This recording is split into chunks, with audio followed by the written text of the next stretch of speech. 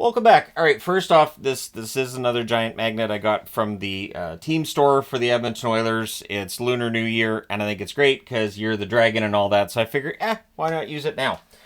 So we're going to talk about the Edmonton Oilers, and I've already started to see the discussion of whether or not they're going to be a contender next year, and what are they going to do now.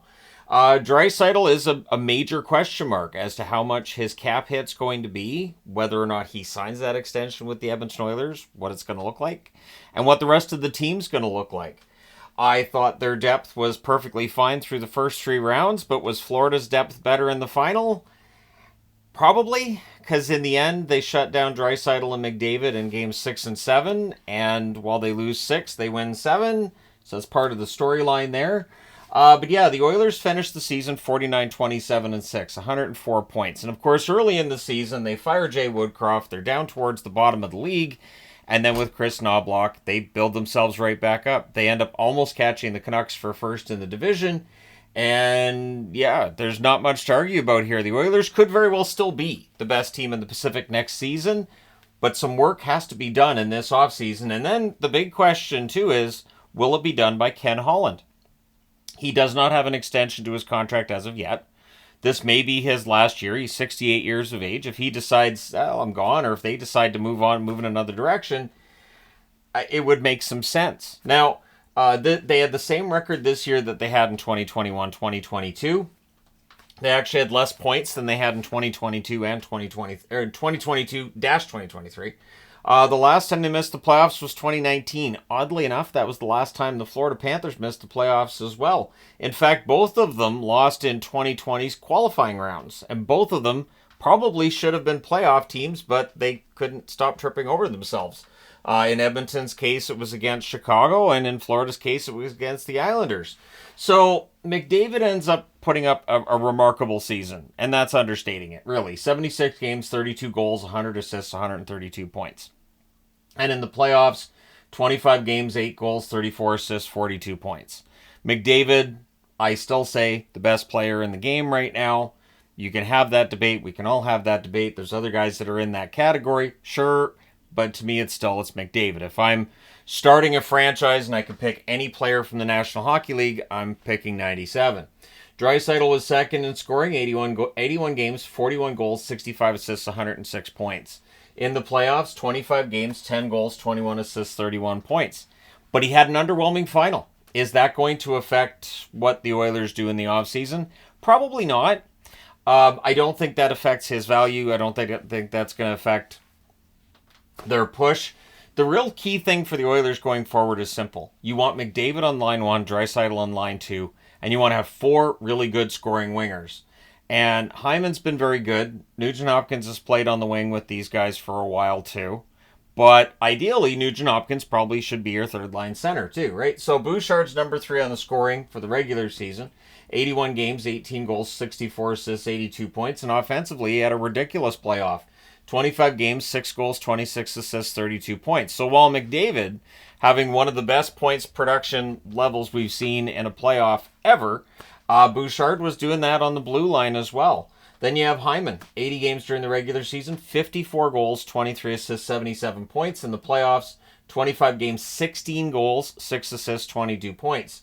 I thought he was controlled pretty well in that series by the Florida Panthers. But Hyman is a 50-plus goal scorer, and his contract is a huge bargain for Edmonton at this point. Then you got Nugent Hopkins. 80 games during the regular season, 18 goals, 49 assists, 67 points.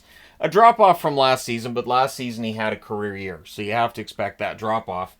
And in the playoffs, 25 games, 7 goals, 15 assists, 22 points. Very good core players there. That's your core. That's your scoring core. And the issue then becomes you're going to need to probably build up the rest of your roster a little bit in the offseason. You've got a lot of pending unrestricted free agents. Connor Brown, Sam Carrick, Warren Fogle. They got to keep Fogle, don't they? Gagne, Henrique, Janmark, Perry, Desharnais, Stetcher, and Pickard. Pickard's the one to keep an eye on too because I thought he had a good year as the backup. I'd be very surprised if he moves on. I think it's a mutually beneficial relationship between he and the Oilers. But the Oilers also have Jack Campbell, who at this point is their number 3, and he's getting paid a lot more money than what you would pay a number 3. They're pending restricted free agents Broberg, Holloway, and Hamblin. Broberg had a very good playoff run, and so that's probably going to affect how much money he makes as a restricted free agent. It's probably still going to be a 2-year deal, but I would think you'd have to see some kind of bump because he played really well in the playoffs. Now, in their run in the playoffs, they beat LA in 5, they beat Vancouver in 7, and then they beat Dallas in 6 before taking Florida to 7 games in the final, where ultimately they do lose the game. But it was close, and that's the thing, it's close. It's a matter of inches. It's just a matter of one good play here, one turnover there. But now they've got some financial issues to address because the cap space they're going to have on Monday is $10,033,333. It's not bad, but you've got to replace all these players. And so it gets very, very daunting. So contracts to watch, the Jack Campbell contract, whether it's Ken Holland making the phone calls or somebody else, they have to at least call around and see if anybody wants to talk about what it would take to move Jack Campbell's contract. He makes $5 million a season until 2027. And you can only bury a little over $1 million of that in the minors. The rest stays on your salary cap. Darnell Nurse's contract stands out. $9.25 million cap hit until 2030. So that's a cap hit that is hurting their ability to bring guys back and to, make any kind of upgrades. In the playoffs, he had 2 goals and 4 assists, 6 points in 25 games, and an ugly -9 as well to go with that. Evander Kane, I thought, had a rough year. And then in the playoffs, it kind of got rougher. So his cap hit, $5.125 million till 2026 in the playoffs. 4 goals, 4 assists for 8 points in 20 games. He was a -7, and I didn't think he was very effective. Now, he did miss some games, obviously, so he was hurt. But even during the regular season, I just didn't feel like Kane gave them enough, that there's a little bit more there with Evander Kane. And again, now that they're going to be looking to create cap space, do you look and see if there's a taker for Kane? And the problem with that being is you need more scoring wingers, and Kane ideally is a 25 to 30 goal scorer, right? Draisaitl's cap hit for 1 more year is $8.5 million. There's no way it's less than $11 million. I'd be very surprised if it's less than $12 million when his next contract is up. And so it's going to be pricey, right? McDavid's contract runs till 2026. That $12.5 million cap hit, it's going to go up. I don't know what it's going to go up to, but over this summer, we're going to see some pretty high cap hits, and next summer as well. And then it just tees things up for McDavid to really, really cash in. Skinner's cap hit's $2.6 million until 2026. But I do think there's going to be a discussion about whether or not Skinner should be the starter, the guy who's playing 55, 60 games for the Oilers, or should there be a 1A, 1B? Do they need to bring somebody in? Is this a place where Ullmark ideally would have been a perfect fit, right, for the Oilers, where you'd have Ullmark and Skinner, and then you likely don't have some of those concerns? But I think they will look to bring in a goaltender. I don't know how you do that with Campbell, but at the same time, maybe they just bring back Pickard. But the question will still be out there. If they stay with the same tandem, can you win a Stanley Cup that way? Because Skinner played very well, but how many games did he steal in these playoffs? That's a question. So they don't have their own first-round pick this year. Not a huge surprise or a big deal. It's the number 31 overall pick. They don't have a third or a fourth either. Next season, they don't have a second, a fourth, or a fifth. The Oilers are in their stretch right now as a contending team. And so they're not going to have as many draft picks as other teams. They're going to need to look for free agents out of the NCAA, that kind of thing, to kind of offset the fact that they're not getting as many draft picks as other teams. And if they have good scouting outside the first round, they'll be okay. The problem is, traditionally, when you look at the Oilers, that has been a challenge. You look at how long they were at the bottom of the league before this recent run of success, and a lot of the problem was the drafting outside the first round. Yeah, you could get your Taylor Hall, your Ryan Nugent-Hopkins, your Yakupov, and then, of course, McDavid. But the picks in the other rounds tended to be misses or just, guys who were okay, but not necessarily difference makers. So with the cap space they have, the Oilers are going to have to find a way to keep that depth, find a way to hopefully add to it and build themselves up to become, a Stanley Cup champion next time out, not just the team that gets to Game 7 of the Stanley Cup final. But I think this is the most frustrating position to be in.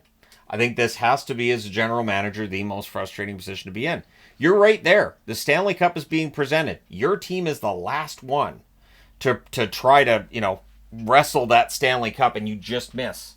And now you have to figure out what you can do next time. The problem being, you don't want to adjust just for the team that beat you in the Stanley Cup final. You want to improve your team so that the following season you can do better.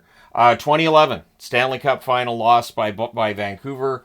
Over that off season, it felt like they tried to make their team a little tougher so they could beat the Bruins, and they did. They beat the Bruins in the regular season the following year, but I think they also hurt their roster overall, and they were out in the first round in 2012. So there's that side of it too, where you might overcorrect, and I felt like Vancouver did that in 2011.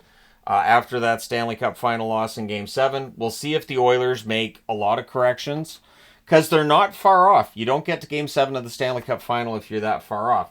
Now, McDavid is on the verge of 1,000 points. He has 982 points now in 645 games. And almost as impressive as that, maybe more, is he has 647 assists. He has more assists than games played in the NHL in the early 2020s. Now, in the 1980s, sure, yep, no problem. That can happen. But in this day and age, that's really, really rare.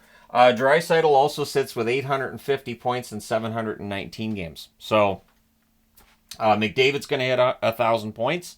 Draisaitl's going to get into that 950 range next season.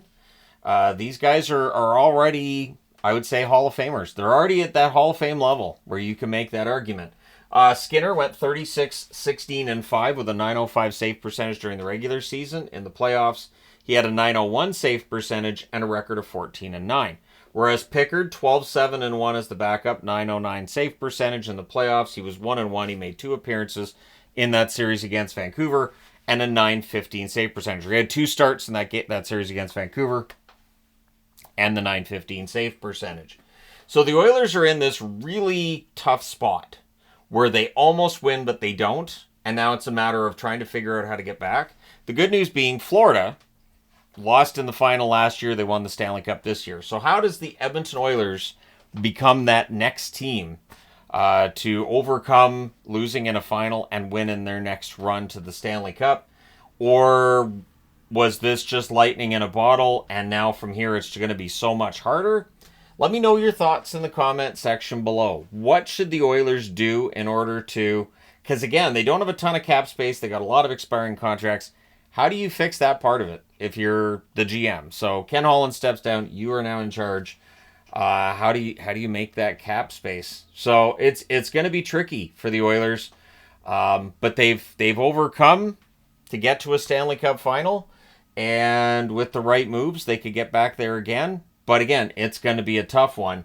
And if Draisaitl's ask is a ridiculous amount of money, what happens then? Because he can justify a ridiculous amount of money. He can basically say, I would like to have, does $1 billion sound good? And the Oilers would be like, I mean, we can't give him $1 billion, but could we argue against almost league max for him? And that's a lot of money. So we'll see what happens with Draisaitl this summer, whether or not he signs an extension.